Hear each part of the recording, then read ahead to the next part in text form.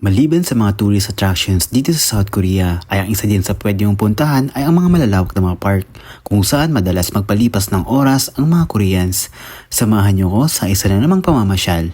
Tara, ako si Chad and this is my story here in South Korea.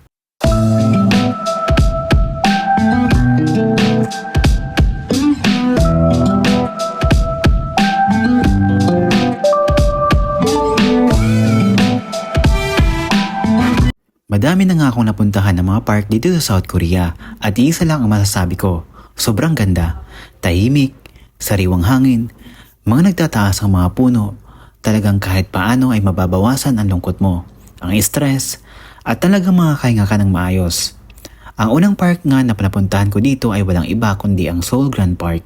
Napakalawak nito at ang daming mga tao ang nagpapalipas ng oras dito. Family bonding, adventure, at marami pang iba.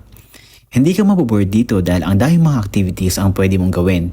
Nandyan yung zoo, skylifting, napakagandang mga tanawin, and so on. Sunod ko namang napuntahan ay ang Nojokpong Waterfall Park kung saan agaw atensyon ang falls sa gitna ng park.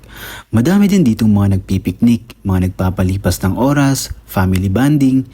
Pinaka nagustuhan ko talaga dito yung lagaslas ng tubig. Talagang parang musika sa aking pandinig. Ang ganda din dito, perfect for pictures. Hindi rin nagpahuli sa ganda ang Shiwanari kung saan agaw atensyon ang mataas na tower nito at higit sa lahat ang encounter sa mga seagull.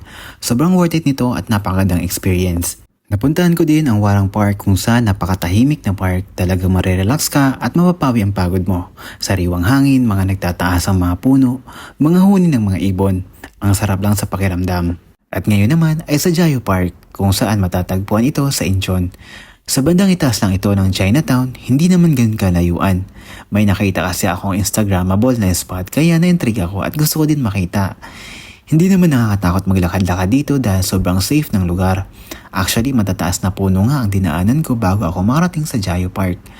Gaya ng inaasahan ko, sobrang peaceful ng lugar. Madaming tao ang nagpapahinga sa ilalim ng mga puno. Ang galing lang dahil ito talaga ang tambahin ng mga Koreans. Palipas ng oras sa mga park, magpahinga. Kahit nga ako mas gugustuhin kung magpahinga sa ganitong lugar dahil talagang marirecharge ka.